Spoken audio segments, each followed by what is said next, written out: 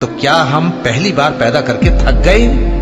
نہیں، بلکہ یہ اثر نو پیدا کرنے کے بارے میں شک میں پڑے ہوئے ہیں۔ اور ہم ہی نے انسان کو پیدا کیا ہے، اور جو خیالات اس کے دل میں گزرتے ہیں ہم ان کو جانتے ہیں، اور ہم تو رگ جان سے بھی زیادہ اس کے قریب ہیں۔ جب وہ کوئی کام کرتا ہے تو دو لکھنے والے جو دائیں بائیں بیٹھے ہیں لکھ لیتے ہیں۔ کوئی بات اس کی زبان پر نہیں آتی مگر ایک نگہبان اس کے پاس لکھ لینے کو تیار رہتا ہے۔ اور موت کی بے ہوشی حقیقت کھولنے کو طاری ہو گئی۔ اے انسان، یہی وہ حالت ہے جس سے تو بھاگتا تھا، اور سور پھونکا جائے گا، یہی عذاب کی دھمکی کا دن ہے۔ اور ہر شخص ہمارے سامنے اس حال میں آئے گا کہ ایک فرشتہ اس کے ساتھ ہانکنے والا ہوگا اور ایک اس کے اعمال کی گواہی دینے والا۔ یہ وہ دن ہے کہ اس سے تو غافل ہو رہا تھا، اب ہم نے تجھ پر سے پردہ اٹھا دیا تو آج تیری نگاہ تیز ہے۔